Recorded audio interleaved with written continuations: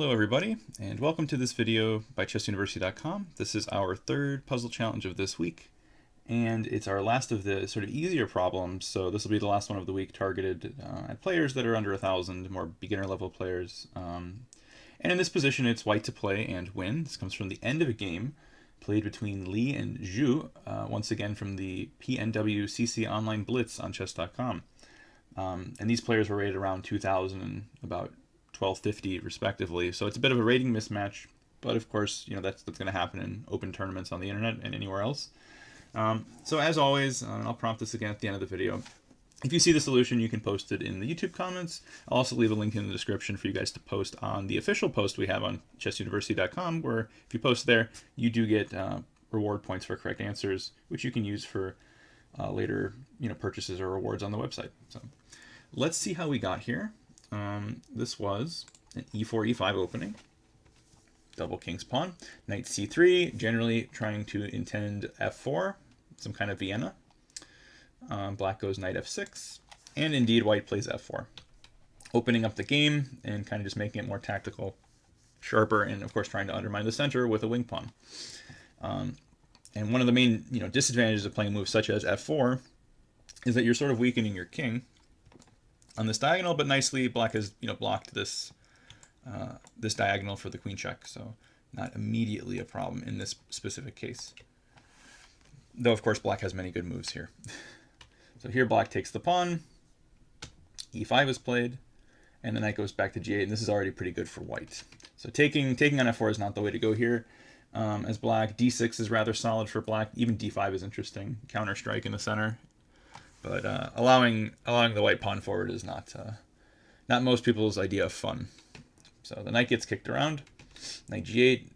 Obviously, this is not so great for black. This is a dream position for white. Knight f3 developing, knight c6 developing, and after d4, I would say white's strategically somewhere between much better and winning, because white has the full center unchallenged. The pawn on f4 is weak, and of course black's behind development as well. So white's already off to a great start. d5 is played, bishop takes f4, regaining the pawn. Bishop to f5, developing a piece. Bishop d3, exchanging the bishops, which kind of just highlights even more white's lead development, because white has all the pieces except the rooks in the game, and black only has the knight on c6. Knight b4 with an obvious attack on the queen. And there's many good moves here. White goes for a very safe queen e2, which guards the pawn on c2. If you wanted, you could flick in queen b5 check, but it doesn't actually do that much, because after c6, for example, which would be a tempo move on the queen should not take on c6, because there's knight c2 check stuff you got to calculate, and it gets messy. Probably first rook b8, and then knight c2 would be dangerous. So it gets very dicey there. There's no need to go for something like that when white's better with just normal moves. So queen e2, queen d7, a3, kicking the knight back, knight to c6, and castle short, and white's just got a great position here. Bishop e7. Notice it's not so easy to develop this knight on g8 now, because the f6 square is covered, and if you go knight h6, you have to at least contend with the possibility of bishop takes h6, ruining the structure. So bishop e7, bishop g5. I understand why this move was played in a sense, trying to go for the initiative, because after bishop takes, knight takes, the knight and the rook would be coordinating against this pawn. But at the same time, there's a general rule in chess where when you're up in development, you don't want to make too many unnecessary trades. And in a certain way, white certainly doesn't want to take on e7 unless there's a tactic, because that would just help this knight on g8 develop, and then black would get closer to getting their pieces out. So on strategic principles, bishop g5, it's a little bit suspicious, but okay. It sort of prompts a very bad move from black, so it ends up working out. So f6 is never play f6, especially here. It's opening up the position when the king is still in the center, and that's just something you don't want to do. So there's actually multiple ways of giving black a really hard time here. In the game, white went for the option I was speaking of, opening the position, trying to make use now of the open e-file against the king.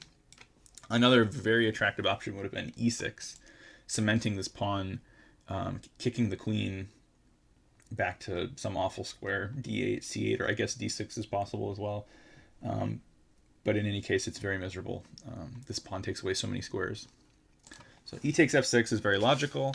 Knight takes f6, developing a piece. That's the one nice thing about playing f6 is, in this particular case, the knight gets out. Knight to e5, very active. Knight takes, of course we take here with the pawn to have the tempo against the knight. And to continue making threats, you don't want to allow the black king to get out of the center without any sort of problem. Knight e4, knight takes e4, bishop takes e7, important in-between move here. You could also insert other in-between moves, such as rook to d1, to attack the queen first. But you don't want to take on e4, of course, because then the bishop would be hanging. So it's important to make sure that the bishop is first traded off, and then win this pawn. And we can already see we have a position where white has 6 against 5 pawns. White's king is safer, white's rooks are better. But at least here, for the first time in several moves, black is able to get safe with the king. So they did castle queenside. Notice that this queen was also attacking here, so the king is now protecting that. Rook a d1, and white's just saying I'm a pawn up, I want to trade stuff, which is generally not terrible. But at the same time, you got to be careful about oversimplifying when you're only a pawn up. All right, rook d8, check, queen takes, queen g4 check's a nice move. Black cannot trade queens here, or at least not try to trade queens, because there's e6. So they have to move. Instead, they went for this. They should have gone, I guess, king b8, but this should be winning. The passed pawn on the e-files is very strong. There's no way to win it by force, and there's no check either on d1 or on d4, because this queen is well placed to protect both. So that's what should have happened, but after e6, queen e7 was played, now h4, queen c5 check, king h1, queen takes e2, and if you remember, this is where we started the video. So now, again, it's white to play and win. As I mentioned earlier, you can check the link in the description to post on the official link and page we have on our website for this particular puzzle challenge. And if you get the right answer before we post tomorrow, about 24 hours from when we launch this one, you can get reward points on our website. So hope you guys enjoyed this, and I'll see you tomorrow.